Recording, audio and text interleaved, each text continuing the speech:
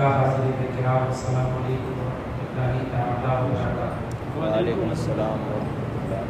الحمدللہ رب العالمین والعاقبۃ للمتقین والصلاة والسلام علی من کان نبیا وآدم بین الماء والطین وعلی آلہ الطیبین واصحابہ الطاہرین اما بعد، فقد قال اللہ تبارک و تعالی فی القرآن المجید والفرقان الحمید، فاعوذ باللہ من الشیطان الرجیم، بسم اللہ الرحمن الرحیم، ولا تقولوا لمن يقتل في سبيل الله أموات بل أحياء ولكن لا تشعرون، آمنت بالله صدق الله مولانا العظيم وبلغنا رسوله النبي الأمين المكين المبين المعين الكريم، نحن على ذلك ما قال ربنا على من الشاهدين والشاكرين والحمد لله رب العالمين۔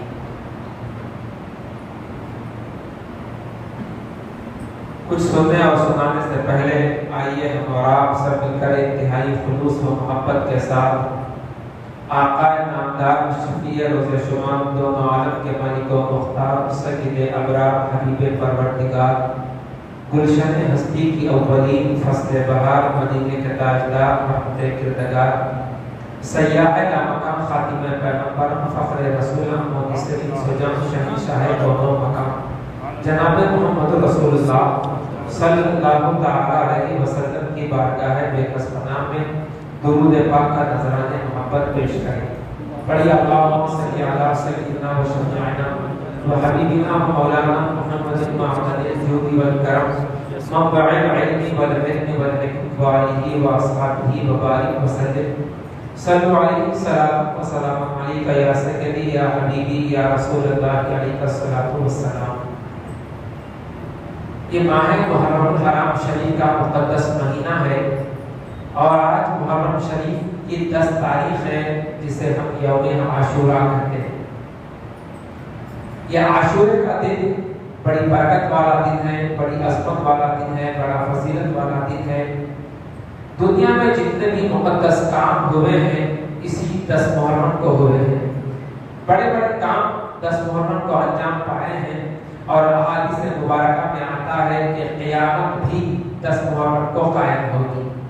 قیامت کی تاریخ بھی بتا دی گئی، مہینہ بھی بتا دیا گیا اور دن بھی بتا دیا گیا کہ جس دن قیامت آئے گی وہ محرم کی 10 تاریخ ہوگی، عاشورے کا دن ہوگا اور وہ دن جمعے کا دن ہوگا۔ دن تاریخ مہینہ بتا دیا گیا لیکن سن کو بتقاضۂ حکمت اخفاء میں راز میں رکھا گیا۔ تو یہ اتنا برکت والا دن ہے محرم کا کہ بڑے بڑے حکمت والے کام اس مہینے میں انجام پائے۔ لیکن جب اسی محرم کی 10 تاریخ کو سید الشہداء امام حسین علی مقام رضی اللہ تعالیٰ عنہ کربلا کے میدان میں شہید ہوئے تو آپ کی یہ شہادت اتنی مشہور ہوئی کہ 10 محرم کو دوسرے کاموں کے مقابلے میں شہادت امام حسین اس دن کے ساتھ خاص طور پر منسوب ہو گئے اور پوری دنیا کے مسلمان 10 محرم کو دیگر واقعات کا ذکر تو ضمناً کرتے ہیں لیکن اصل میں نواسۂ رسول جگر گوشۂ بطول حضرت سیدنا امام حسین علی مقام رضی اللہ تعالیٰ عنہ کے ذکر شریف کی محفلیں سجاتے ہیں۔ میں نے خطبہ مسنونہ کے بعد اس آیت مبارکہ کی تلاوت کی ہے۔ اللہ رب العزت دوسرے پارے میں سورہ بقرہ میں ارشاد فرماتا ہے وَلَا تَقُولُوا لِمَن يُقْتَلُ فِي سَبِيلِ اللَّهِ أَمْوَاتٌ، جو اللہ کی راہ میں قتل کر دیے جائیں انہیں مردہ، لا تقولوا انہیں مردہ نہ کو بولو، انہیں مردہ نہ کو بولو۔ کس کو؟ جو شہید ہو گئے، جو راہ خدا میں اپنی جان قربان کر دیے، راہ خدا میں شہید ہو گئے نا۔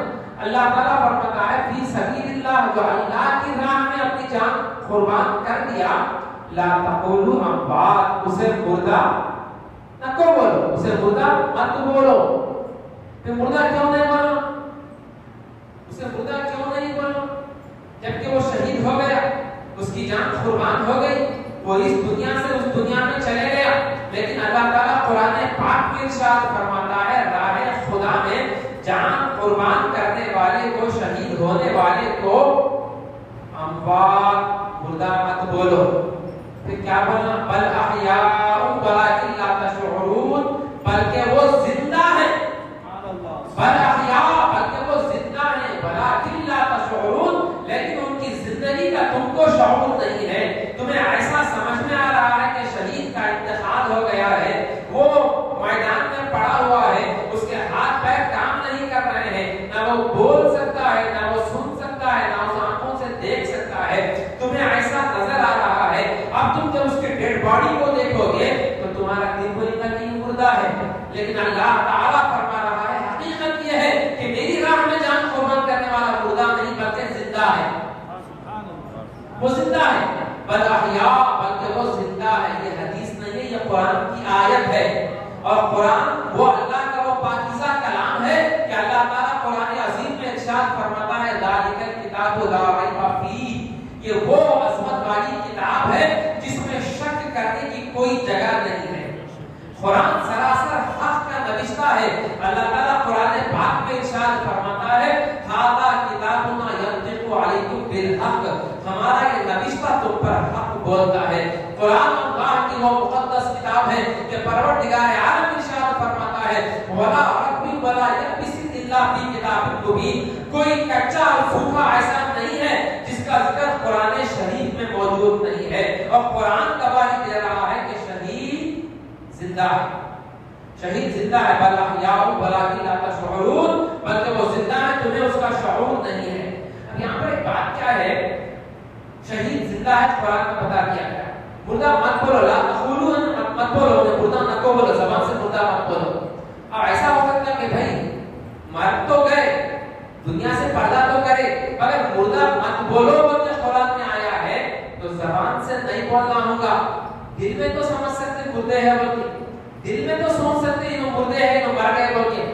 تو اللہ تعالیٰ قرآن پاک میں 4 سپارے میں ارشاد فرماتا ہے، سورہ آل عمران کی آیت ہے وَلَا تَحْسَبَنَّ الَّذِينَ قُتِلُوا فِي سَبِيلِ اللَّهِ أَمْوَاتًا، جو اللہ کی راہ میں شہید ہو گئے، اپنی جان قربان کر دیے، لا تحسبن، انہیں ہرگز ہرگز مردہ سوچو بھی نہ کو. عربی میں نون مشدد کو نون ثقیلہ کہتے ہیں، اور لائے نفی کے ساتھ نون ثقیلہ قرآن شریف میں جانا آتا ہے، اس کا ٹرانسلیشن اردو میں اس طرح کیا جاتا ہے ہرگز ہرگز نہ کو. اپن جیسا ہرگز ہرگز نہ کو جو بولتے اس کو عربی میں بولتے لا اور نون مشدد. لا تحسبن، ہرگز ہرگز مردہ بول کے سوچو بھی نہ کو. وہاں بولنے پہ پابندی تھی، 4 پارے پہ سوچ پہ پابندی لگا دی گئی. بولنا تو دور کی بات، وہ مردہ ہے بول کے سوچنا بھی نہیں. تو پھر کیا ہے؟ بل احیاء، یہاں کی ہو جائے گا پھر بل احیاء. وہاں پہ کیا تھا؟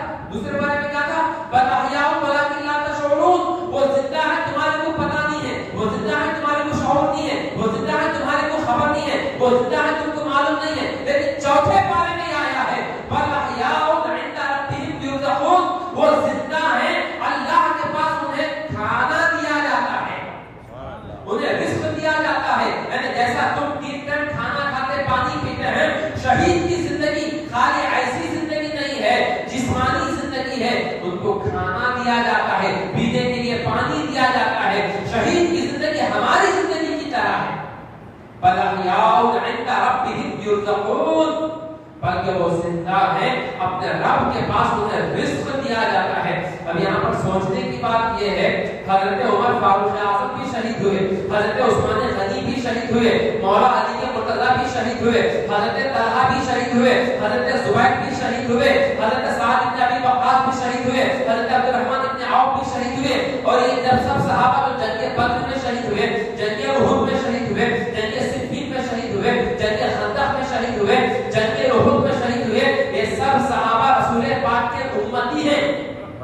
امتی کو مردہ بولنے پر قرآن نے پابندی لگا دی. امتی کو مردہ کہنے پر قرآن نے حکم فرما دیا کہ اگر شہید کو مردہ بولے تو کافر ہو جاتے. جب امتی زندہ ہے تو رسول پاک کی زندگی کا عالم کیا ہوگا؟ ابھی تو حضرت فرماتے ہیں تو زندہ ہے واللہ، تو زندہ ہے واللہ، میری چشم عالم سے چھپ جانے والا. بے شک کہ شہید کی زندگی یا اور اللہ کے پیارے حبیب صلی اللہ علیہ وسلم ارشاد فرماتے ہیں ان اللہ حرم علی الارض ان تأکل اجساد الانبیاء فنبی اللہ حی یرزق، اللہ نے زمین کے اوپر حرام کر دیا ہے کسی نبی کے جسم کو کھانا یا گلانا، زمین کے اوپر اللہ نے حرام کر دیا ہے۔ فنبی اللہ حی یرزق، اللہ کا ہر نبی قبر میں زندہ ہے، یرزق اسے بھی رزق دیا جاتا ہے، اللہ کا ہر نبی قبر میں زندہ ہے۔ تو ہمارا عقیدہ یہ ہے کہ اللہ کے نیک بندے مرتے نہیں ہیں، صرف نقل مکانی کرتے ہیں، اس دنیا سے اس دنیا میں جاتے ہیں، اس کے باوجود ان کے پورے تعلقات اس دنیا کے ساتھ برقرار رہتے ہیں، اور یہ ہمارے گھر کا بنایا ہوا عقیدہ نہیں ہے، یہ قرآن و حدیث کا عقیدہ ہے۔ اللہ کا نبی زندہ ہے، قرآن میں فرمایا گیا انہیں مردہ بولو مت، انہیں مردہ بول کر کے سوچو بھی مت، مگر یہاں پر ایک بات یہ بھی یاد رکھو، غور سے اس بات کو یاد رکھو، شہید مردہ نہیں، شہید زندہ ہے، مردہ بولنا بھی نہیں، مردہ سوچنا بھی نہیں، دونوں باتیں قرآن میں ہیں۔ اس کے باوجود شہید کی شہادت کے بعد شہید کی بیوی عدت گزار کر کے دوسرا نکاح کر سکتی ہے، شہید کی بیوی کے لیے اجازت ہے خدا کی طرف سے کہ وہ دوسرا نکاح کر سکتی ہے، جو بھی مسلمان جو شہید ہوا جنگ میں، شہید کی بیوی کو یہ اجازت ہے کہ وہ عدت گزارنے کے بعد دوسرا نکاح کر سکتی ہے۔ اگر کہ شہید زندہ ہے، اللہ کے پاس شہید زندہ ہے، اسے رزق دیا جا رہا ہے، اس کے باوجود شہید کی بیوی کے لیے دوسرا نکاح کرنا جائز ہے۔ اور شہید کا جو مال جائیداد دولت جو شہید دنیا میں چھوڑ کر کے گیا ہے، اس کی شہادت کے بعد جو ترکہ ہوتا نا، جو بانٹتے تھے نا، اولاد جو مال بانٹ لیتی وراثت، وہ شہید کا ترکہ بٹے گا، اس کے باوجود کہ شہید زندہ ہے، شہید کا ترکہ بٹے گا، شہید کی جائیداد بٹے گی، شہید کا مال اس کے بعد بچوں میں بیوی میں تقسیم ہوگا، شہید کی بیوی نکاح کر سکتی ہے۔ شہید کی زندگی کے باوجود یہ احکام جو موت کے احکام ہیں وہ شہید کے خاندان پر نافذ ہوتے ہیں، لیکن نبی کی شان یہ ہوتی ہے کہ نبی کے دنیا سے پردہ کرنے کے بعد انبیاء کرام کے ازواج مطہرات کو، ان کی مقدس بیویوں کو دوسرا نکاح کرنا جائز نہیں ہے، نبی کی بیوی کے لیے جائز نہیں ہے، اس لیے جائز نہیں ہے نبی اپنی دنیاوی حیات کے ساتھ زندہ ہے۔ سبحان اللہ، سبحان اللہ۔ جب شوہر پوری دنیا کی حیات کے ساتھ زندہ ہو تو اس کے اوپر موت کے احکام جاری نہیں ہوئے، اسی بنیاد پر نبی کی زوجہ، نبی کے ازواج اپنے شوہر کے ظاہری طور پر پردہ کرنے کے بعد انبیاء کرام کے ان کے لیے دوسرا نکاح کرنا جائز نہیں ہے۔ اور انبیاء کرام جو مال دنیا میں رکھتے ہیں، مال تو رکھتے نہیں، جو بھی اگر ہے اس میں ترکہ تقسیم نہیں ہوتا، اس لیے کہ ترکہ میت کا تقسیم ہوتا ہے، نبی زندہ ہے، اسی کو اللہ حضرت فرماتے ہیں ہے ان کو حج کی عملی رضا وقت والے کی خزانہ ہے۔ سبحان اللہ، ہمیشہ کی زندگی دے دی گئی ہے، صرف ایک وعدہ الہی پورا کرنے کے لیے، ایک آن کے لیے وہ اس دنیا سے اس دنیا میں جاتے ہیں۔ بقیہ شہید نبیوں کا معاملہ یہ ہے کہ وہ دنیاوی زندگی کے ساتھ زندہ ہیں۔ یہ قرآن کا عقیدہ ہے، یہ حدیث کا عقیدہ ہے، اور قرآن و حدیث میں جو ہے ان تمام باتوں کو ماننے والوں کو ہی تو اہل سنت بولتے ہیں۔ اہل سنت کا مطلب یہی ہے، اگر کچھ لوگ سنیوں کو بدنام کر رہے ہیں تو یہ ان کا پرسنل میٹر ہے، ورنہ قرآن و حدیث پر ٹوٹل عمل کرنے والے کو اہل سنت بولتے ہیں۔ سبحان اللہ، یہ اہل سنت و جماعت جو ہے وہ ٹوٹل ہمارے جو عقیدے ہیں، ہمارا عقیدہ تو عقیدہ ہے، ہماری عقیدت بھی قرآن و حدیث سے جڑی ہوئی ہے۔ سبحان اللہ، سبحان اللہ، عقیدہ بہت بڑی چیز ہے، ہماری عقیدت، ہماری الفت، ہماری محبت جو ہے وہ بھی قرآن و حدیث کے تابع ہے، اس سے ہٹ کر کے نہیں ہے۔ تو یہ میں بتا رہا تھا کہ یہ محرم شریف کا جو مہینہ ہے یہ بڑا عظمت والا مہینہ ہے۔ امام حسین رضی اللہ عنہ کربلا کے میدان میں شہید ہو گئے۔ اب یہاں پر آپ غور کریے، امام حسین رضی اللہ تعالی عنہ کو رسول پاک سے کیا نسبت ہے۔ نسبت بہت بڑی چیز ہوتی ہے، اس نسبت کو سمجھنا بہت ضروری ہے۔ حضور اکرم صلی اللہ تعالی علیہ وسلم ایک حدیث میں ارشاد فرماتے ہیں فاطمہ بضعۃ منی، حضور نے فرمایا کہ میری بیٹی فاطمہ میرے جگر کا ٹکڑا ہے۔ کیا فرمایا حضور؟ فاطمہ بضعۃ منی، میری بیٹی فاطمہ میرے جگر کا ٹکڑا ہے۔ جب فاطمہ کو تکلیف ہوتی ہے تو مجھے تکلیف ہوتی ہے۔ یہ بات غور کرنے کی ہے۔ حدیث مبارکہ میں اللہ کے پیارے رسول صلی اللہ علیہ وسلم ارشاد فرماتے ہیں میں نے میری بیٹی کا نام فاطمہ رکھا.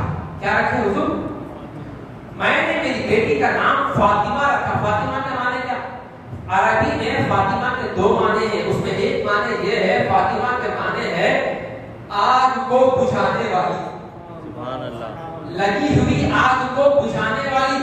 اور رسول پاک فرماتے ہیں میں نے میری بیٹی کا نام فاطمہ اس لیے رکھا ہے کہ اللہ تعالیٰ میری بیٹی فاطمہ کے صدقے میں میری امت سے جہنم کی آگ کو دور کرے گا.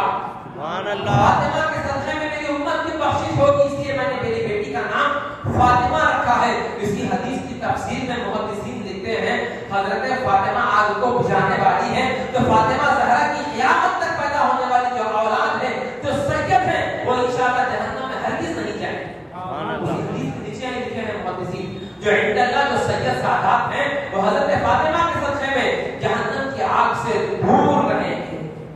یہ حضرت فاطمہ زہرا کی شان ہے. اچھا سب برابر بولتے نا کہ ہر کوئی سب برابر ہے، کوئی بڑا نہیں کوئی چھوٹا نہیں. یہ بات غلط ہے. اللہ جس کو بڑا بنائے وہ بڑا ہے نہیں. اللہ جس سے بلندی دے وہ بڑا ہے. سب انسان آپس میں بھائی بھائی ہے، سب برابر ہے.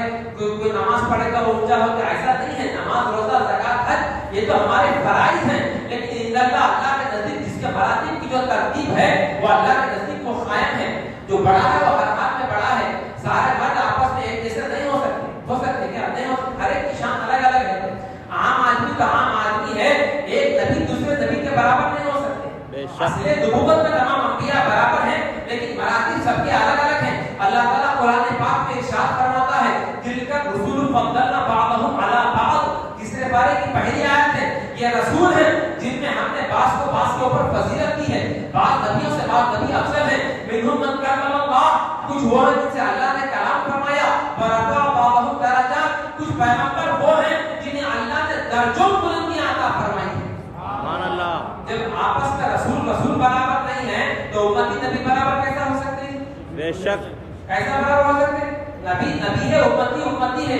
کسی معاملے میں نبی امتی کے برابر ہو نہیں سکتا. کوئی معاملے میں کمپیریزن نہیں ہو سکتا. ظاہری معاملے میں بھی نہیں، باطنی معاملے میں بھی نہیں، کسی معاملے میں نہیں، بنیادی معاملے میں بھی نہیں، دینی معاملے میں بھی نہیں. نبی کا مقام بہت بلند ہوگا امتی سے. ایک امتی نبی کا کلمہ پڑھنے والا نبی کا برابر ہونا دور کی بات ہے، نبی کے قدموں کو چھونے والے ذرے کے برابر بھی نہیں ہو سکتا. بے شک. سبحان اللہ. کسی قیمت میں نہیں ہو سکتا. خود اللہ کے پیارے حبیب صلی اللہ علیہ وسلم ارشاد فرماتے ہیں وَأَنَا أَكْرَمُ الْأَوَّلِينَ وَالْآخِرِينَ عَلَى اللَّهِ وَلَا فَخْرٍ. جتنے اولین دنیا میں جتنے پہلے آئے ہیں، جتنے قیامت تک آنے والے ہیں، ان سب سے بڑا مقام اللہ کے نزدیک میرا ہے اور اس پر مجھے کوئی فخر نہیں ہے. سب نبیوں میں سب سے اعلیٰ میں ہوں، مجھے اس پر کوئی فخر نہیں ہے. اسی کو اعلیٰ حضرت فرماتے ہیں سب سے اعلیٰ وہ اعلیٰ ہمارا نبی، سب سے اعلیٰ وہ اعلیٰ ہمارا نبی، اپنے مولا کا پیارا ہمارا نبی، دونوں عالم کا دولہا ہمارا نبی. سبحان اللہ. سبحان اللہ. اسی معاملے میں نبی ہم نبی کے جیسے کسی معاملے میں نہیں ہو سکتے. بات تو وہ سمجھتے کہ اتنا امتی عمل کر کے نبی کے برابر ہو سکتا. بات تو وہ سمجھتے امتی عمل کر کے نبی کے برابر تو دور کی بات ہے، امتی کے برابر بھی نہیں ہو سکتا.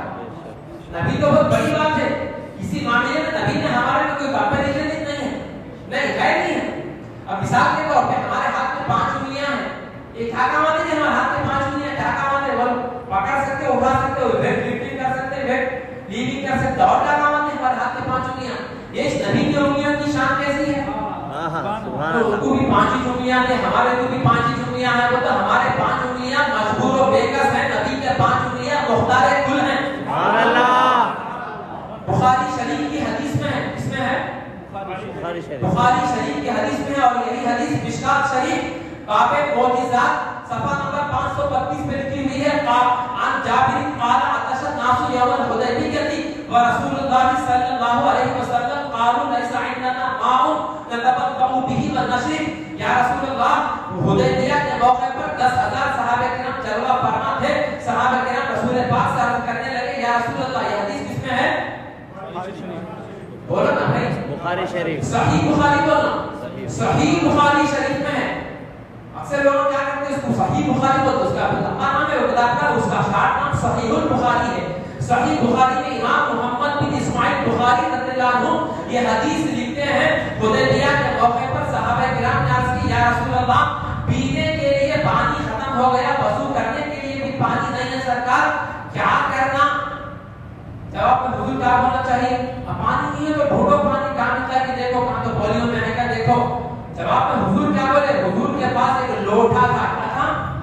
एक लोटा था हुजूर के पास, जिससे हुजूर वजू फरमाया करते थे। वो लोटे में थोड़ा पानी था। रसूल गिरामी वक़ार सल्लल्लाहु अलैहि वसल्लम उस लोटे को मंगाते हैं और अपनी मुबारक पांचों उंगलियों को उस लोटे के अंदर रख देते हैं। फजअलत माउ का अमसालिल उयूनी कीला लिजाबिर कम कुंतुम क़ाला लौ कुन्ना मिअत अल्फिन लकफाना कुन्ना 15 मिअत। सुभान अल्लाह। हज़रत जाबिर फरमाते हैं, जैसे ही रसूल पाक ने अपनी मुबारक उंगलियों को उस लोटे के अंदर रखा, हुजूर के एक एक उंगली से पानी के चश्मे जारी हो गए, पानी के फव्वारे जारी हो गए, पानी मौजे मार मार करके निकलने लगा। सहाबा किराम पानी पीने लगे, जिसको वजू करना था वजू करने लगे, जिसको पानी स्टोरेज करना था मिश्कीज़ों में, चमड़े के थैलों में वो पानी स्टोरेज करके रख लिए। कीला ली जाबिर, हज़रत जाबिर से पूछा गया, कितने आदमियां वो पानी पिए, कितने सहाबा उस पानी से सैराब हुए? ये क्वेश्चन है, पूछा गया उनसे, कितने सहाबा वो पानी पिए? अब सहाबी का अकीदा देखो, बुखारी की हदीस देखो, कितने लोग पिए बोल के पूछे तो कितने लोग पिए वो नहीं बोले। जवाब में हज़रत जाबिर पहले अपना अकीदा बयान करे, लौ कुन्ना मिअत अल्फिन लकफाना, अगर हम लोग 1 लाख रहते पानी सबको बस हो जाता था। अल्लाहु अकबर। या रसूल अल्लाह। अगर हम लोग 1 लाख रहते वो पानी बस हो जाता था। कुन्ना 15 मिअतन, लेकिन उस दिन हम लोग 1500 इकट्ठे हुए थे। 1500 सहाबा थे जो उस पानी से सैराब हो गए थे। जब इस हदीस को बरेली के आला हज़रत पढ़े, जो हदीस को पढ़ते हैं वो हज़रत कहलाते हैं, और जो हदीस पढ़ के नाते मुस्तफा बयान करते हैं उन्हें आला हज़रत कहा जाता है। आला हज़रत ने बुखारी की इस हदीस का तर्जुमा नहीं बल्कि तर्जुमानी करते हुए इरशाद फरमाया, उंगलियां हैं फैज़ पर, बूटे हैं प्यासे झूम कर, नदियां पंजाबे रहमत की हैं जारी वाह वाह। सुभान अल्लाह। सुभान अल्लाह, सुभान अल्लाह। ये हुजूर की उंगलियां हैं। तो मैं बता रहा था कि किसी मामले में हम और नबी बराबर किसी मामले में नहीं हो सकते। नबी की शान बहुत बुलंद है। अच्छा, हमारे ऊपर अरकान इस्लाम 5 है ना भाई? तौहीद, नमाज, रोजा, ज़कात, हज, हमारे लिए 5 चीजें फर्ज है। लेकिन नबी की शान ये है कि नबी के ऊपर, नबी का मामला क्या था? नबी के ऊपर ज़कात फर्ज नहीं थी। इसे चीजें एक उम्मती को, हम जिस नबी का कलिमा पढ़ते हैं, हम जिस नबी का कलिमा पढ़ के मुसलमान बने हैं, हमको ये जानना जरूरी है कि हमारे पैगंबर की शान क्या है, हमारे नबी का मुकाम क्या है, अल्लाह ने हमारे नबी को क्या इज्जत और शान अता फरमाई है। हमारे ऊपर ज़कात फर्ज है, पैसे आ गए तो, लेकिन पैगंबर के ऊपर अल्लाह ने ज़कात फर्ज नहीं रखी। हमारे ऊपर 5 वक्त की नमाज फर्ज है, लेकिन रसूल पाक के ऊपर 6 वक्त की नमाज फर्ज थी। हुजूर के ऊपर 6 वक्त की नमाज फर्ज थी। फज्र, ज़ोहर, असर, मगरिब, इशा, ये 5 तो हो गए। तहज्जुद की नमाज हुजूर के ऊपर फर्ज थी, उम्मत के ऊपर फर्ज नहीं है। ये हुजूर का मामला है। तो बताना ये है कि जैसे रसूल पाक सल्लल्लाहु अलैहि वसल्लम हर मामले में बेमिसाल बेमिसाल है, हुजूर का घराना भी बेमिसाल बेमिसाल है, हुजूर के शहजादे भी बेमिसाल बेमिसाल है, हुजूर की शहजादियां भी बेमिसाल बेमिसाल है। नवाज़े रसूल हज़रत इमाम हसन व इमाम हुसैन व इमाम मुहद्दिस रज़ियल्लाहु अन्हु, ये भी सारी कायनात में बेमिसाल बेमिसाल है। इनका भी कोई शान नहीं है, इनका भी कोई जवाब नहीं है। ये लोग बड़े ऊंचा दर्जा रखते हैं। तो मैं अर्ज कर रहा था कि हुजूर के नवासों को हुजूर से निस्बत है, हुजूर के खून से इनको निस्बत है, ज़ाते रसूल से इनको निस्बत है, हुजूर के जिस्म अतहर से उनको निस्बत है। तो इनकी निस्बतों का आलम क्या होगा? नबी की शान ये होती है, बात को गौर से सुनिए, नबी की शान ये होती है कि नबी से खूनी रिश्ता रखने वालों का मुकाम तो बहुत बुलंद और बाला होता है। नबी के मौजिज़ात में से अगर किसी मौजिज़े की भी बेइज्जती कर दिया तो वो उसके ऊपर अल्लाह का अज़ाब नाज़िल होता है। जैसे कि आप कुरान शरीफ में 8 नंबर सूरह आराफ में देखिए, 19واں پارہ سورہ شعراء میں دیکھیے پوری تفصیل کے ساتھ لکھا ہوا ہے اللہ کے پیغمبر حضرت صالح علیہ السلام قوم ثمود کے درمیان اللہ کے نبی حضرت صالح علیہ السلام مبعوث ہوئے اور حضرت صالح علیہ السلام قوم ثمود کو دعوت دیے کہ اللہ ایک ہے، شرک چھوڑو، اللہ کی عبادت کرو، میری نبوت پر ایمان لاؤ۔ تو وہ قوم ثمود کے لوگ صالح علیہ السلام سے بولے کہ ہم لوگ ایک بڑا میلہ لگا کے پورا جترا ہوگا، پوری پبلک جمع ہوگی، وہاں پر آ کر کے آپ ایک معجزہ دکھاؤ، اگر آپ ایک معجزہ دکھا دیے تو ہم آپ کو نبی مان لیتے ہیں۔ حضرت صالح علیہ السلام وہ میلے میں تشریف لے گئے تو وہ پورے قوم ثمود کے لوگ صالح علیہ السلام سے بولے وہاں ایک پتھر تھا، بولے کہ ایسا معجزہ دکھاؤ یہ پتھر میں سے اونٹنی نکلنا، زندہ اونٹنی پتھر میں سے نکلنا، اونٹنی باہر قرآن شریف میں ہے وہ اونٹنی پتھر میں سے نکلنا، اسی وقت وہ اونٹنی پتھر میں سے نکل کے بچے کو جنم دینا آن دا اسپاٹ، اگر ایسا کری تو ہم آپ کو نبی مانیں۔ صالح علیہ السلام گئے حکم خدا سے اس پتھر میں سے اونٹنی نکالے، اونٹنی بچہ دی، تو کچھ لوگ ایمان لائے، کچھ لوگ ہٹھڑی کر دیے، کچھ لوگ ایمان نہیں لائے حضرت صالح علیہ السلام کے اوپر۔ وہ اونٹنی جس کو ناقہ صالح علیہ السلام کہتے ہیں بہت بڑی اونٹنی تھی، بہت بڑی اونٹنی تھی، 8ویں پارے میں اس کا ذکر آیا۔ وہ جو اونٹنی تھی اتنی بڑی اونٹنی تھی کہ قوم ثمود میں جتنے بکرے بکریاں تھے وہ لوگ ایک دن چرتے تھے جنگل میں، یہ اونٹنی ایک دن چرتے گئی تو پورا چارہ کھا لیتی تھی، پوری گھاس کھا لیتی تھی، اتنی بڑی اونٹنی تھی۔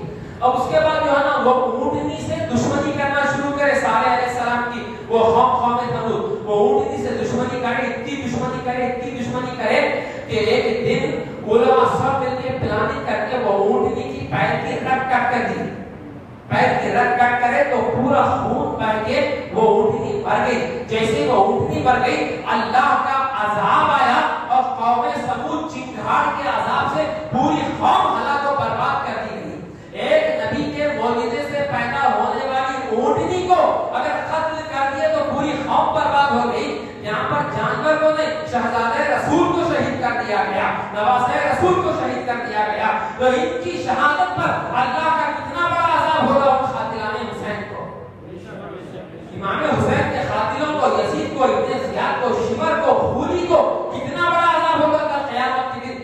آج بھی عذاب میں ہے، کل قیامت میں بھی عذاب میں رہیں گے اور وہ لوگ ہمیشہ کے لیے جہنم نصیب کر دیے جائیں گے جنہوں نے نواسہ رسول کو شہید کیا ہے۔ بتانے کی بات یہ تو میں یہ عرض کر رہا تھا کہ جس چیز کو رسول پاک سے نسبت ہو جاتی ہے وہ چیز بڑی عظمت والی ہو جاتی ہے، بڑی برکت والی ہو جاتی ہے۔ آپ لوگ علماء سے سنے ہوں گے یہ جو ہم داڑھی رکھتے ہیں چہرے کے اوپر، داڑھی کا مذاق اڑانا کفر ہے۔ کیا ہے؟ اگر کوئی آدمی شیونگ کرا داڑھی نہیں رکھا تو وہ گناہگار ہے، مگر داڑھی کا اگر مذاق بنائے تو وہ کافر ہو جاتا۔ کیوں ہوتا کبھی سوچے؟ داڑھی کا مذاق بنانا کفر ہے، وجہ کیا ہے؟ کیا وجہ ہے بولو؟ وجہ یہ ہے داڑھی رکھنا رسول پاک کی سنت ہے، داڑھی رکھنا پیارے مصطفیٰ کی سنت ہے اور یہ رسول پاک کا کام ہے، داڑھی رکھنا نبیوں کا کام ہے۔ تو یہ فعل رسول ہوا، فعل رسول کی توہین کفر، کیا فعل رسول کی توہین کفر تو ذات رسول کی توہین کتنی بڑی کفر ہوگی۔ تو یہ داڑھی کا مذاق بنانا یہ ایمان کو برباد کر دیتا ہے۔ بعض لوگ بولتے ہیں کہ سنی مولانا لوگ جب تقریر کرتے ہیں تو یہ لوگ زیادہ عقیدے کے اوپر فوکس کرتے ہیں، زیادہ عقیدے کے بارے میں بولتے ہیں، نماز کے بارے میں نہیں بولتے، روزے کے بارے میں نہیں بولتے، زکات کی فضیلت نہیں سناتے، مسواک کرنے کی کیا سنت ہے وہ نہیں بتاتے، داڑھی کے بارے میں نہیں بولتے، زیادہ فوکس عقیدہ ایمان عقیدہ ایمان عقیدہ، اس کے بارے میں زیادہ سنی مولانا بہت زیادہ فورسلی بولتے ہیں۔ دیگر چیزوں کے بارے میں اصلاح معاشرہ پہ کیوں نہیں بولتے؟ جہیز نہیں لینا یہ ٹاپک پہ کیوں نہیں بولتے؟ غریب بچیوں کی شادیاں کراؤ یہ ٹاپک پہ نہیں بولتے؟ بیواؤں کی مدد کرو، یتیم خانے کھولو، یہ سب دوسرے جو سوسائٹی کے جو سوشل ورکس ہیں اس کے اوپر یہ لوگ بیان کیوں نہیں کرتے؟ زیادہ عقیدے کے بارے میں کیوں بولتے ہیں؟ اور کو ایسا بولتے ہیں؟ اس کے دو جواب ہیں۔ پہلا جواب یہ ہے کہ دیکھو بھائی ایمان جو ہے نا وہ جان ہے۔ مثال کے طور پر کیجوالٹی میں کسی ہاسپٹل میں ایک پیشنٹ کو لے کر کے آئے، اس کا ایکسیڈنٹ ہو گیا، ایمبولینس میں لے کر کے آئے تو اس کو سیریس ایکسیڈنٹ ہو گیا تو ڈاکٹر سب سے پہلے کیا کرتا؟ اس کے ہاتھ کی ہڈی ٹوٹ گئی، اس کی ایک آنکھ کے اوپر مار لگا، راڈ چھپ گیا، اس کے کان میں سے خون جا رہا، اب دنیا بھر کا خبر ڈینجر ایکسیڈنٹ ہو گیا، ڈاکٹر سب سے پہلے کیا کرتا؟ اس کو آکسیجن لگاتا، سب سے پہلے ڈاکٹر کو وینٹیلیٹر لگاتا، آکسیجن لگاتا. کیوں؟ اس لیے کہ وہ زندہ رہا تو پورے سرجریاں کر سکتے، اس کی جان بچ گئی تو اس کا پورا ٹریٹمنٹ پاسبل ہے. اسی طریقے سے علماء اہل سنت سب سے پہلے ایمان بچانے کی بات کرتے ہیں. ایمان سلامت ہے تو پھر داڑھی ہے، مسواک ہے، نماز ہے، روزہ ہے. اگر ایمان برباد ہو گیا تو کوسا بھی عمل کام آنے والا نہیں ہے. اس لیے ہمارا پورا فوکس پہلے عقیدے کے اوپر ہوتا ہے، اس لیے کہ بغیر عقیدے کے جو عمل کیا جاتا ہے اس کے بارے میں اللہ تعالیٰ قرآن پاک میں ارشاد فرماتا ہے عاملۃ ناصبۃ تصلا نارا حامیہ. عمل کریں گے، بہت مشقت کریں گے، لیکن جہنم میں ڈال دیا جائے گا، اس لیے کہ وہ لوگ عمل بغیر ایمان کے کریں گے. تو پہلے ہم لوگ ایمان کے اوپر فوکس کرتے ہیں. اس کو موٹے معنوں میں یوں سمجھو، مرنے کے بعد جب قبر میں دفن کر دیا جاتا ہے تو سب سے پہلے سوال عقیدے کے بارے میں ہوتا ہے، نماز کے بارے میں نہیں ہوتا ہے. اگر عقیدہ سلامت ہے جب نماز کے بارے میں پوچھا جائے گا. تو ایمان کو بچانا ہر حال میں ضروری ہے. اگر ایمان سلامت ہے تو ہر عمل تو عمل ہے. گناہوں سے شرمندہ ہو کر کے جو آنسو آنکھوں سے ٹپکتے ہیں، ان آنسوؤں کے بارے میں اللہ کے رسول فرماتے ہیں کہ کل قیامت کے دن حضرت جبریل علیہ السلام ایک کٹورا میرے سامنے لے کر کے آئیں گے. اس کٹورے میں پانی ہوگا.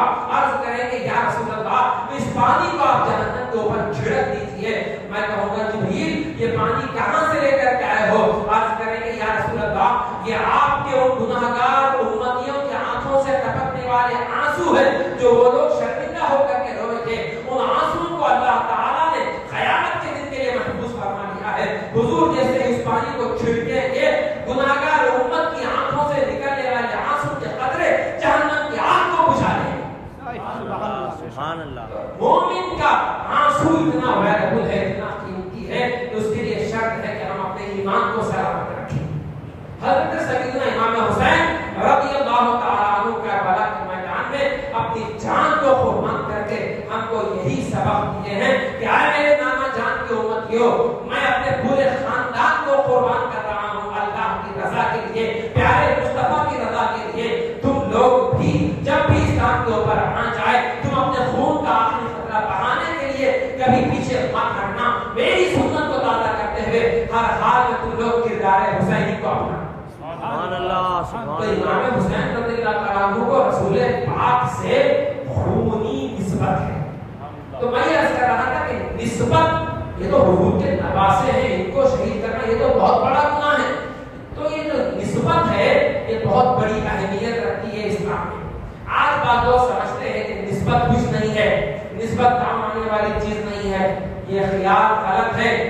نسبت بہت بڑی کام کی چیز ہے. نسبت ذرے کو تارا بنا دیتی ہے. نسبت بے تاب کو آفتاب عالمتاب بنا دیتی ہے. رسول پاک صلی اللہ علیہ وسلم کی ذات مبارکہ سے جس کو جو نسبت حاصل ہے وہ نسبت بہت بڑی اہمیت رکھتی ہے. قرآن پاک کی ایک آیت میں آپ کو سنانا چاہتا ہوں. قرآن پاک پڑھ لیجیے. اللہ محمد صلی اللہ علیہ وسلم نام بعد محمد صلی اللہ علیہ وسلم صلوات و سلام علیک یا سیدی یا حبیبی یا رسول اللہ علیہ الصلوۃ والسلام. دوسرے پارے میں سورہ بقرہ کے آخری رکوع میں دوسرے سپارے میں تفصیل کے ساتھ ایک واقعہ آیا ہے کہ اللہ کے پیغمبر حضرت داؤد علیہ السلام کے زمانے میں ایک جنگ ہو رہی تھی. قرآن شریف میں پورا واقعہ ہے. بہت بڑی جنگ ہو رہی تھی.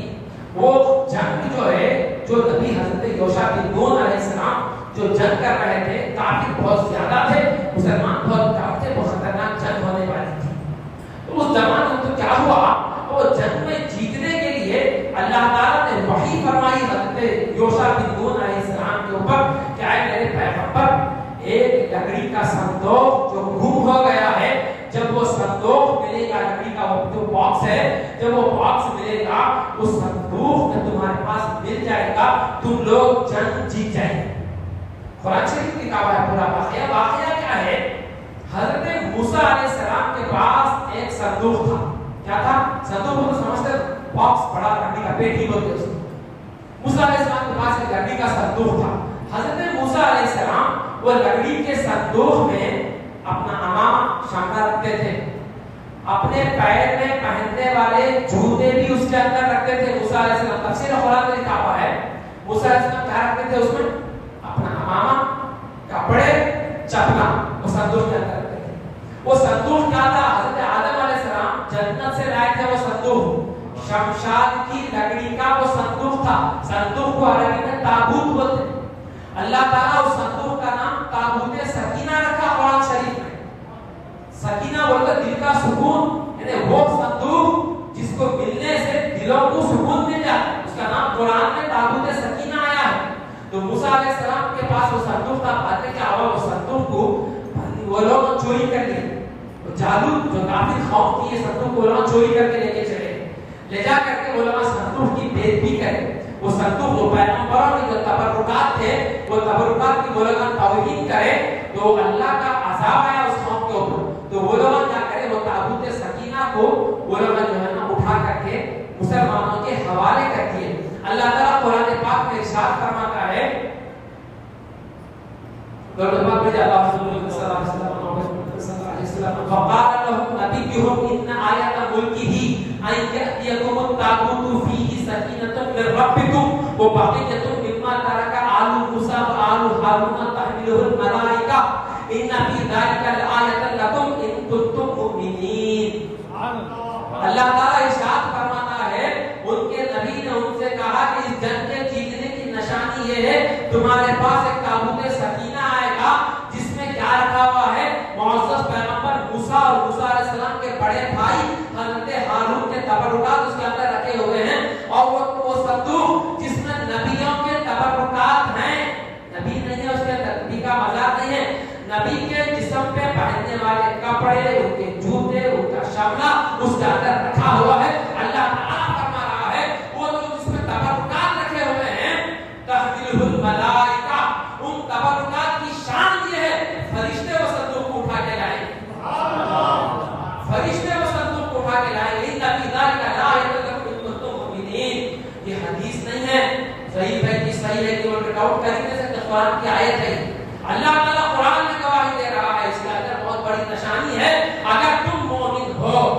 جیسے ہی وہ صندوق آیا بنی اسرائیل کو فتح و کامیابی مل گئی، بتانا یہ ہے کہ تابوت سکینہ کی توہین کرنے سے وہ قوم عذاب میں ہلاک ہو گئی جس میں پیغمبروں کے تبرکات تھے۔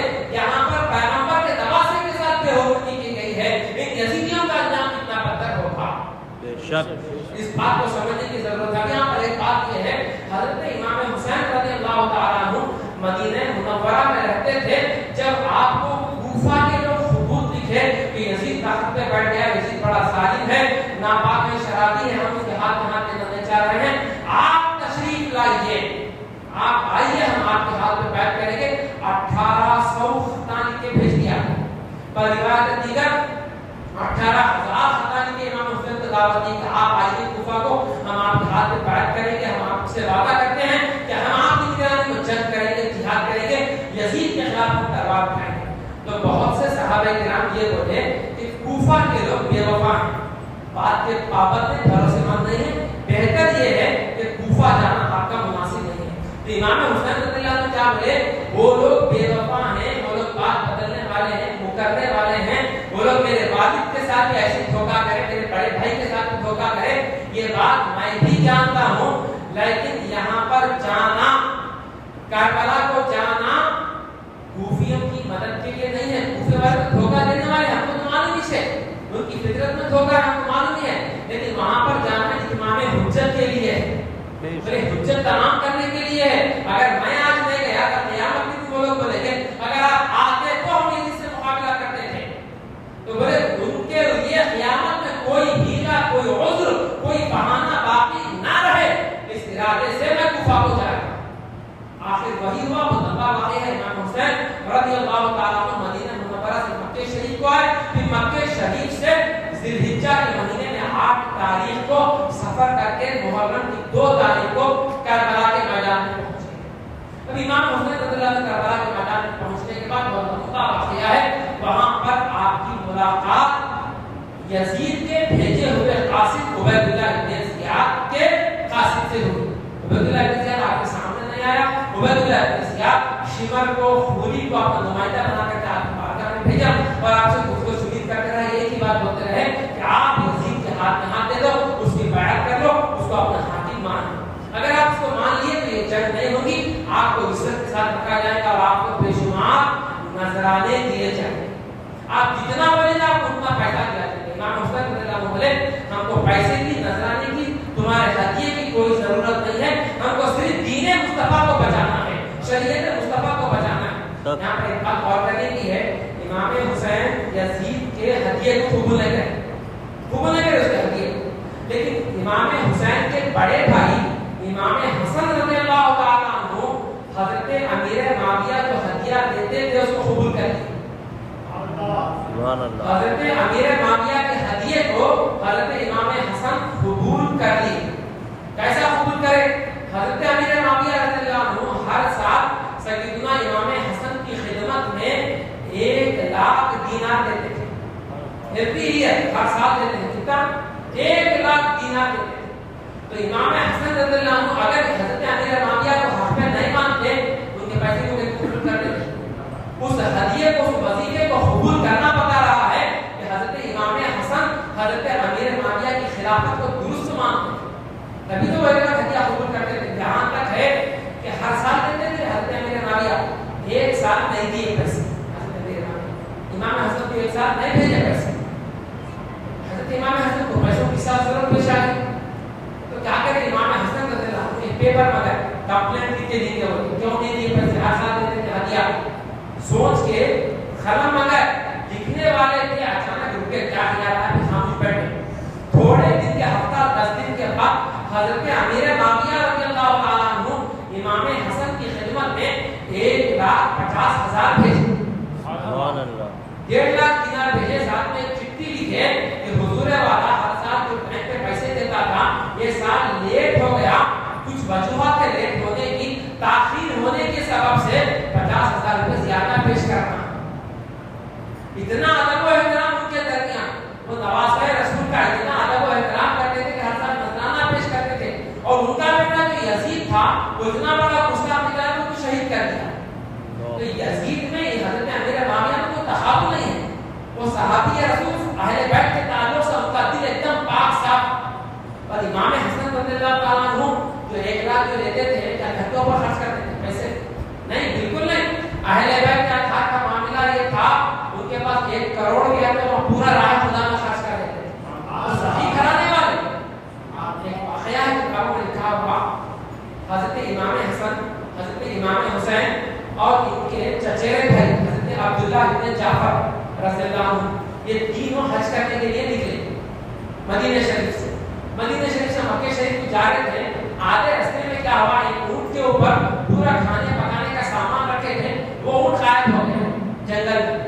ढूंढे वो ऊंट नहीं मिला, पूरा रोटियां सारा सब ऊंट के ऊपर रखा हुआ है, वो ऊंट गायब हो गया, मिलना ढूंढे नहीं मिला। तो ये तीनों इमाम हसन, इमाम हुसैन, हजरत अब्दुल्लाह इब्न जाफर, ये तीनों हाशिमी शहजादगान वो जंगल में देखे तो क्या है, छोटा गांव था, वो गांव में एक झोपड़ी में बूढ़ी बैठी थी। जाके वो बूढ़ी औरत से बोले, हम लोग मेहमान हैं, हज को जा रहे हैं, हमारा जो ज़ाहिर राह जिस ऊंट के ऊपर था वो ऊंट गायब हो गया, हमको भूख लग रही है, तू खाने का कुछ बंदोबस्त कर सकती है? वो बूढ़ी औरत ये तीनों को पहचानती थी। उसके पास एक बकरी थी, बकरी लाई, बकरी को ज़बह कर दी, गोश्त का सालन बना के, रोटियां बना के इन तीनों शहजादों को खाना खिलाया। ये तीनों शहजादे खाने से फारिग हो गए। ये लोग क्या बोले, हम मदीने के रहने वाले हैं, हम मदीना शरीफ के रहने वाले हैं, अगर हम हज करके मदीना शरीफ को आए तो तू हमसे वापस आ, तू हमसे मुलाकात कर, जो हम तुझे तू खाना खिलाए, हम तुझे इसका बदला चुकाएंगे। इतना बोले निकल गए हज के लिए। हज करके ये लोग चले गए। अब उसका शौहर, बूढ़ी का शौहर पता घर में खींचो एक बकरी उसका दूधापन पीते थे, वो भी तू काट के ऐसे लोगों को खिलाती जिसको तू जानती नहीं, पहचानती नहीं। वो बूढ़ी बोली, वो लोग बड़े खूबसूरत खानदानी शराफत वाले मालूम हो रहे थे, मैं उनको खिलाई, इंशाअल्लाह इसका अजर खाली दे दूंगा। अब कुछ दिनों के बाद वो बूढ़ी औरत मदीना शरीफ को हजरत इमाम हसन रज़ियल्लाहु अन्हु घर के बाहर बैठे हुए थे। वो बूढ़ी को देखते ही पहचाने, बोले इधर आओ, बोले तू वही है ना जो हमारे खाना खिलाई था? पहचान? मैंने पहचाना आप लोगों को। बोले तू घर पे दावत करी थी? दावत करी थी।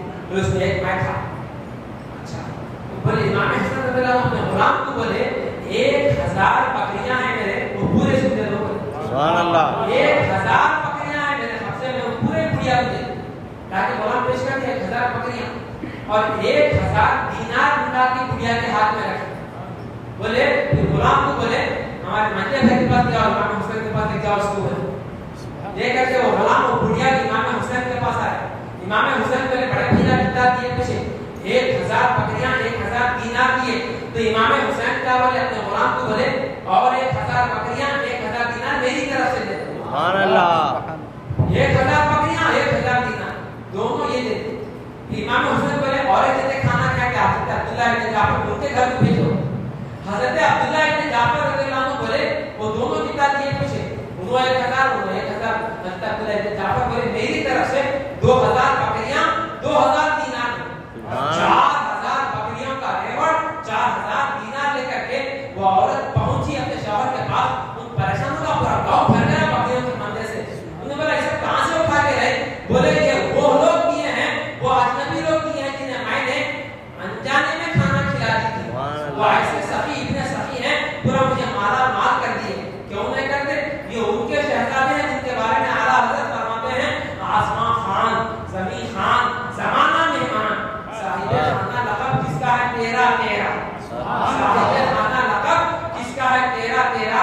اس پورے واقعے کے نیچے مولانا بشیر صاحب لکھتے ہیں ایک بڑھیا اہل بیت کو نہیں پہچانتے ان کو ایک ٹائم کھانا کھلا دی تو وہ اس کو اتنا مالا مال کر دیے. ہم کو ان کو جان کے پہچان کے ان کے نام کے اگر ہم سبھی لگا دیے شربت بنا کے غریبوں کو پلا دیے ان کے نام کی فاتحہ دلا دیے ان کے ذکر کی مسجد سجا دیے تو وہ غلاموں کو کتنا نواز دیں. سبحان اللہ سبحان اللہ.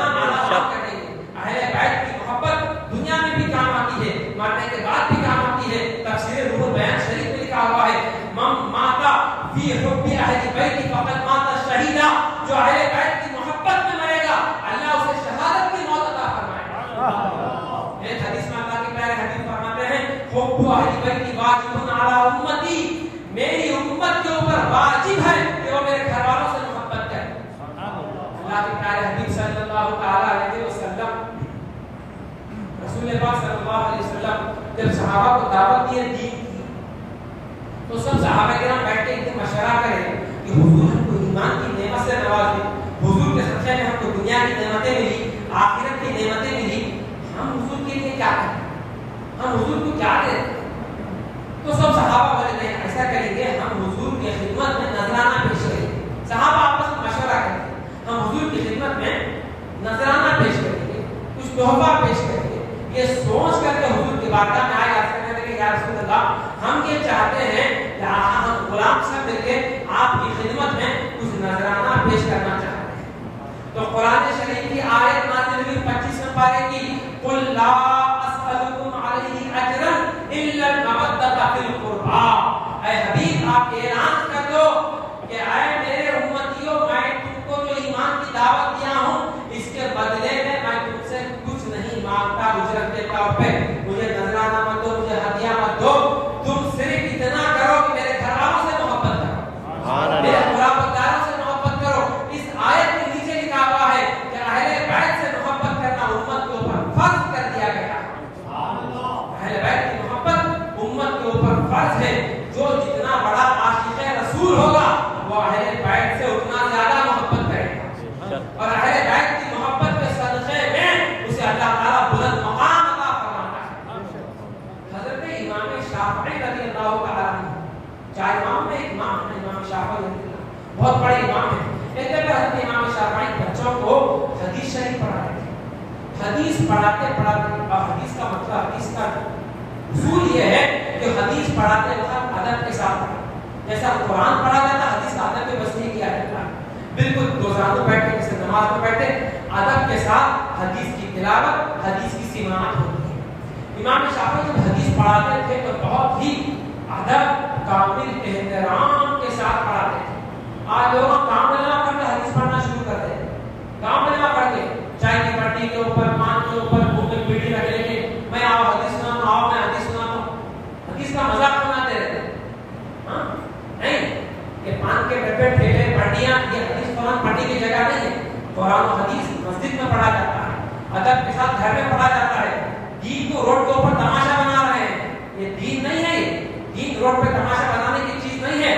قرآن کی تعلیم حدیث کی تعلیم مسجد میں مدرسے میں گھر میں ہوتی ہے. روڈوں کے اوپر گلی گھاٹوں چوکوں کے اوپر نہیں ہوتی ہے، اور ہر ایک کو حق نہیں ہے قرآن حدیث سنانے کا. سننے کا حق سب کو ہے، سنانے کا حق علماء کو ہے. سمجھے نا؟ جب سے ہر ایرا تو خیرات دخل دینا شروع کر دیا قرآن حدیث کے اندر، دین کے مزاج کو بگاڑ دی. وہ بولتے نا کہ نیم حکیم خطرہ جان، نیم ملا خطرہ ایمان. نیم ملا خطرہ ایمان. اب کیا ہے؟ اب کیسا کرتی ہے وہ تو پورا کان جھانٹ کر کے بیچ میں کا لے لیتے، اوپر کا اڑا لیتے، کسی بھی کان کٹ کر کے بیچ میں کا لے کے پھرتے رہتے. دیکھو یہ لکھا ہوا ہے، یہ لکھا ہوا ہے. ارے اس کے اوپر کیا ہے، اس کے نیچے کیا ہے وہ بھی دیکھو. نہیں آگے پیچھے کا دیکھے تو سمجھ میں آئے گا. یہ چیزوں میں نہیں ہوتا ہندوؤں کا ایسا کہا ہو رہا، ہندوؤں کا ایسا کہا ہو رہا، یہودیاں کا ایسا کہا ہو رہا نہیں کرنا. ایسا کام ہندوؤں کرتے، یہودیاں کرتے. وہ سارا کام ہندوؤں کرتے، یہودیاں کرتے. ابھی ایک حدیث سنا جس سے پہلے بیان ہوئی ہے، وہ حدیث میں بھی دیکھو اس میں سمجھ میں آ جاتا ہے. اللہ کے رسول صلی اللہ علیہ وسلم مکے سے مدینہ شریف کو آئے. 10 محرم کا مہینہ آیا. حضور دیکھے یہودیاں روزہ ہے. کیا کر رہے ہیں یہودیاں؟ ارے بولو نا جی، روزے سے ہے یہودیاں. حضور ایک یہودی کو بلا کے پوچھے کئی تو روزہ ہے؟ پوچھے آج عاشورے کا دن ہے نامت. آج کے دن اللہ تعالیٰ حضرت موسیٰ علیہ السلام کو دریا سے پار لگا دیا تھا، فرعون سے نجات ملی تھی. ہم حضرت موسیٰ کے فالوور ہیں، ہم اس کے شکریہ میں روزہ رکھتے ہیں. تو حضور صحابہ کو بلا کے کیا بولنا تھا؟ یہ تو یہودیاں روزہ رکھتے، آپ روزہ نہیں رہے. یہودی سے مشابہت ہو جائے ایسا بولنا. حضور بلا کے صحابہ کو کیا بولے کہ حضرت موسیٰ علیہ السلام کو نجات ملنے کے شکریہ میں روزہ رکھنے کے تم سے زیادہ حقدار ہم ہیں. تم سے زیادہ حقدار ہم ہیں بولے حضور. اب حضور صحابہ سے بولے یہودیاں بھی روزہ ہے، ہم بھی روزہ رکھے تو دونوں میں مشابہت ہو جاتی. ہمارا کام مخالفت کرنا ہے یہودیوں کی، تو کیسے کرنا؟ تو صحابہ بولے یا رسول اللہ کیسا کرنا؟ تو حضور بولے ایسا کرنا، بولو نا ایک روزہ رہتا اپن دو رہنا. سبحان اللہ. بولو نا ایک رہتے اپن دو رہنا. بولے 9 10 ہے تو 10 کیا؟ دو میں سے نکل کر لو. نہ عمر ہے میں رہنا کو اڑایا کیسا؟ سمجھے؟ یہ مثال فاتحہ کی ایک مثال ہے. بولو ہم سامنے رہتے، ہم بھی سامنے رہتے، تو سامنے رہتے تو بھجن پڑھتا ہے، کلام الہی پڑھتا ہے. سبحان اللہ. سبحان اللہ کا فرق ہے آگے اس کے اندر. اگر مطلق سامنے کھانا رکھ کے کچھ قرآن پڑھنا ہی نہیں ہے تو پھر بغیر بسم اللہ پڑھ کے کھانا کھاتے کیا؟ ہوتا ہے ایسا بغیر بسم اللہ پڑھ کے کھانا کھاتے کیا؟ بسم اللہ بھی قرآن کی آیت سے دعا نہیں ہوتی. بسم اللہ الرحمن الرحیم حدیث سے پڑھ کے آیت ہے. سورہ کے اوپر لکھا ہوا رہتا ہے وہ الگ بات ہے. ایک قرآن کی مستقل آیت ہے بسم اللہ الرحمن الرحیم. اگر سامنے کھانا اگر پڑھ نہیں سکتے تو پھر گھر میں بیوی کو بنا پڑتا ٹھہرو میں بسم اللہ پڑھے گا دسترخوان بچھا سامنے رکھ کے تو پھر یہ ہوتا ہے. کیا سمجھنے کی بات ہے، تھوڑی بات ہے، ذرا سمجھے تو مسئلہ ختم ہو جاتا. سکون سے سمجھے مسئلہ ختم ہو جاتا. اب کیا ہو گیا تو ہر کوئی اوپر کا اڑا کے نیچے کا اڑا کے بیچ کا اڑا کے دیکھو یہ ہے وہ ہے پریشان کرتا ہے. ایک بار کیا ہوا ہے نواب صاحب تھے، ان کو جانا تھا فنکشن. نواب صاحب کیا کرے ٹیلر کے پاس پینٹ سلاتے ہیں، اچھا کوٹ پینٹ پہننے کے چاہیے تو دیکھتے تھے کیا ہے ٹیلر پینٹ 4 روپے لمبا سی لیا اور نیچے گر رہا پینٹ. نواب صاحب کیا کرے رات کے 12 بجے صبح نکلنا ہے. نواب صاحب جا کے بیگم کو بولے دیکھو جی 4 روپے لمبا سیا ٹیلر پینٹ کو تم ذرا کٹ کر کے سیوا مار دے. بیگم بولے میں کٹ کر کے ضرور میرے سے کام خراب نہیں ہوتا ہے. کیا کہ بہن کو بولے آپ ذرا کٹے گا 4 روپے لمبا سیا کھا بھی نہیں کٹ کر کے ذرا دروپائی کر دو. نہیں بھیا میرے سے بھی جہاں تک تھکے ہوں گے. کیا کہ بیٹی کو بولے ہم تو بھی کر لی کیا تو بیٹی کو نہیں بابا اتنی رات کو میرے سے نہیں ہو سکتا. اگر دینوں بھی نہ ہو سکتا بولے جا کے اپنی امی کو بولے امی جان تم تو بھی کرتے گا بیٹی کی عزت کا سوال ہے. سسرال کو جا رہا لمبی پینٹ پہن کے روان جا رہے کہ من کے راہ سے پینٹ پہننے کا میرے بیٹا میرے بھی نکالی ہوتا ہم اتنا ہی ہوتا ہو کیا بولتے. نواب صاحب کیا کرتے تھک کے کیا تو میرے نے بول لے کے پڑھ لیں گے بولتے کیلے کو لگا کے بیڈ روم میں جا کے سو گئے. 1 بجے رات کو ان کے آپا اٹھے بھائی ایک چھوٹا کام والا میں نہیں کری تو کیسا ہوتا. پینٹ کو لے کے 4 بار کٹ کر کے تور پہ لگا کے کیلے کو لگا.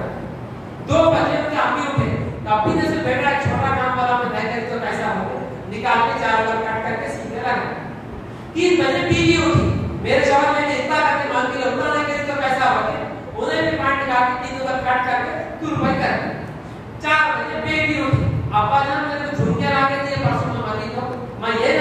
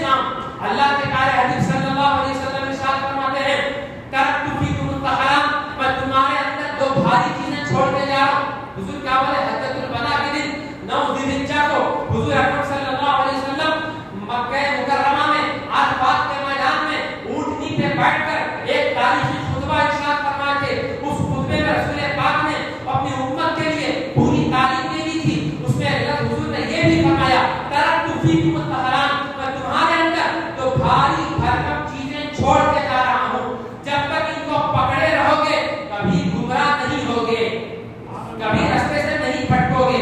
वो क्या है तो भारी भरकम चीजें? हुजूर ने फरमाया अव्वलु किताबुल्लाह, पहले अल्लाह की किताब है। अगर तुम अल्लाह की किताब कुरान को पकड़े रहोगे कभी गुमराह नहीं होगे। और उसके बाद वो अहली बैत ही, और मैं अपने अहले बैत को तुम्हारे अंदर छोड़ रहा हूँ। तुम मेरी अहले बैत को जब तक थामे रहोगे कभी गुमराह नहीं होगे। खाली अहले बैत नहीं बोले, खाली कुरान नहीं बोले, हदीस में ये बता दिए कुरान को समझना है तो मेरे अहले बैत से समझो, और अहले बैत को हम समझना है तो कुरान से समझो। दोनों चीजों को बता दिए। कुरान को समझना है तो अहले बैत की रूपत से समझो। मैं मेरे घर वालों को कुरान का राज बता दिया हूँ, उनसे कुरान को समझो। यहाँ एक हदीस बताऊं, जब सहाबा किराम को कोई मसला समझ में नहीं आता था, किसको? सहाबा को। वो जमाने में सहाबा को जब कोई मसला समझ में नहीं आता था तो सहाबा क्या करते थे? बड़े बड़े सहाबा क्या करते थे? उम्मुल मोमिनीन हजरत आयशा सिद्दीका रज़ियल्लाहु ताला अन्हा के पास वो मसला लेके आते थे।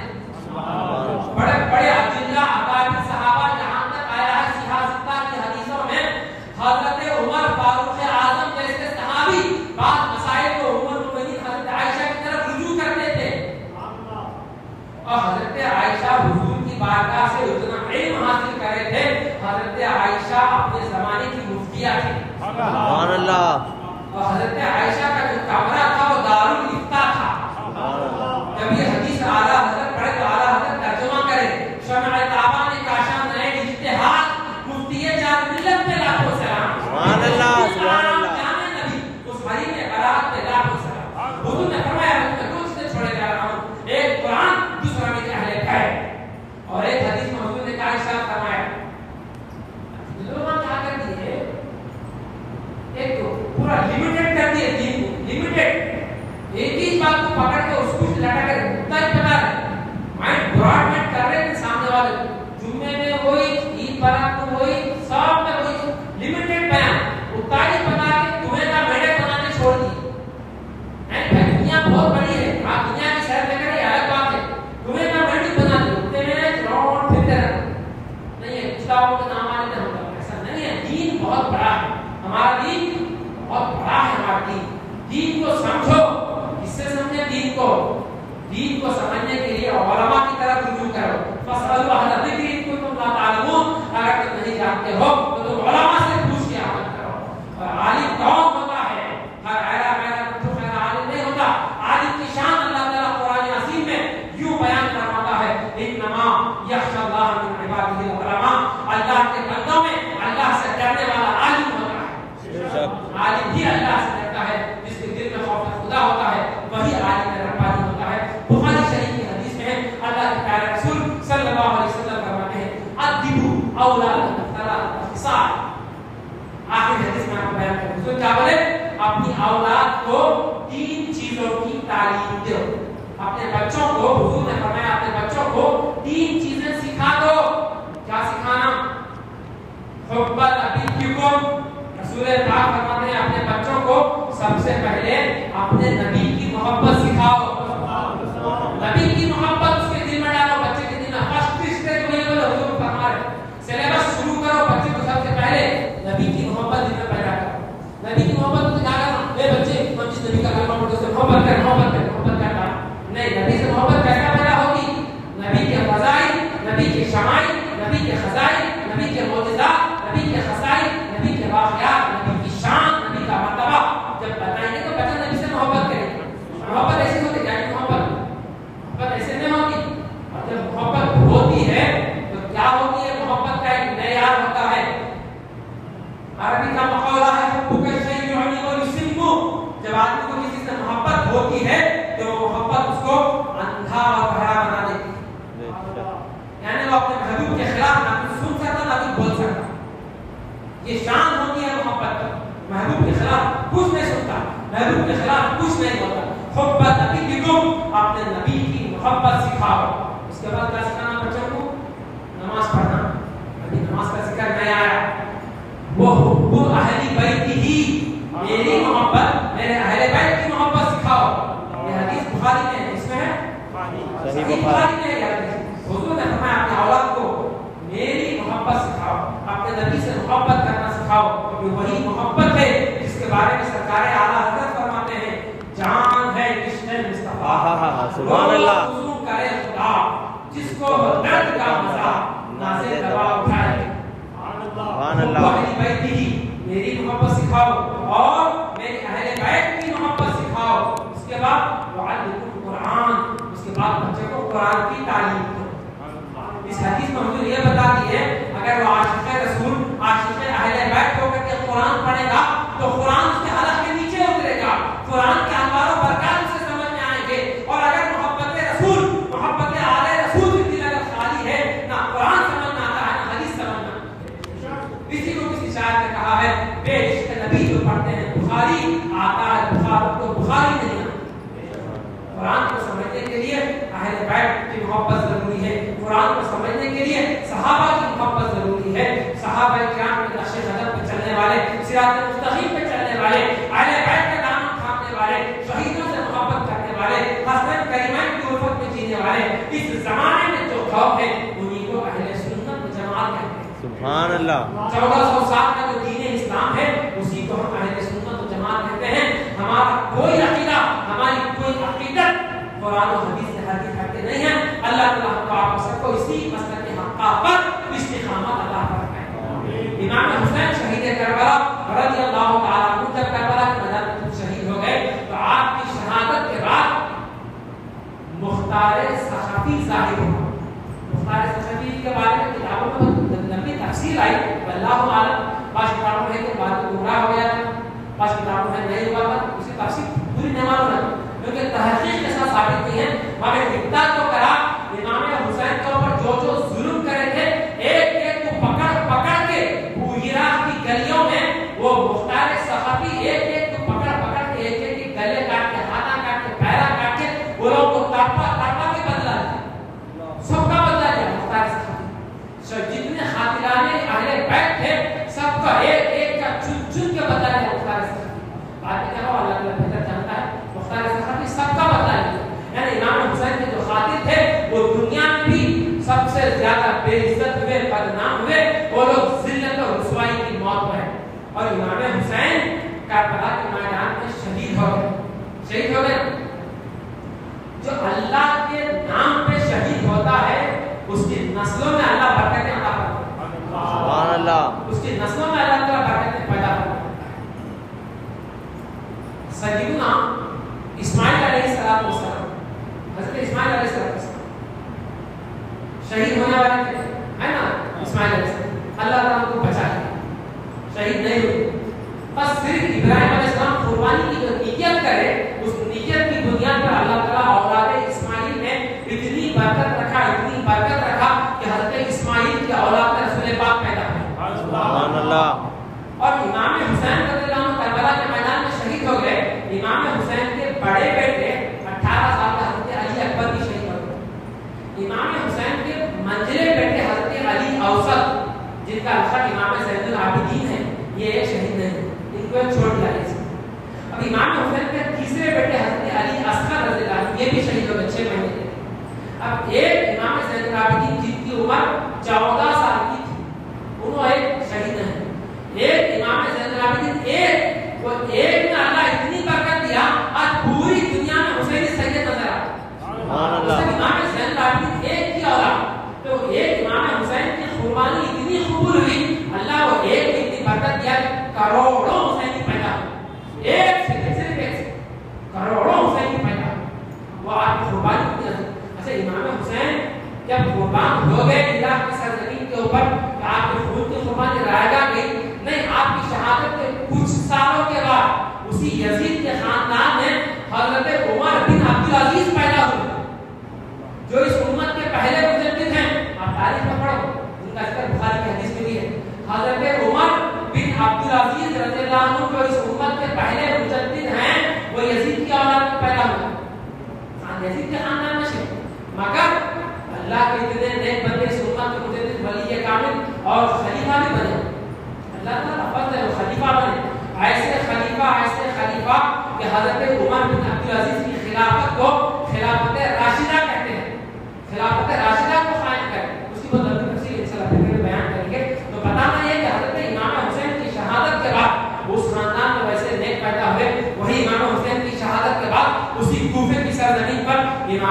ابو حنیفہ پیدا ہوئے، امام شافعی پیدا ہوئے، امام محمد پیدا ہوئے، امام حسن ابن زیاد پیدا ہوئے، امام نقلی پیدا ہوئے، اور یہ سب سارے کے سارے عراق کے رہنے والے ہیں، یہ سب سلطنیہ خون حسین سے پیدا ہوئے ہیں، سارے ائمہ دین کے کروڑوں محافظ ایک سلطنیہ خون حسین سے پیدا ہوئے۔ سبحان اللہ۔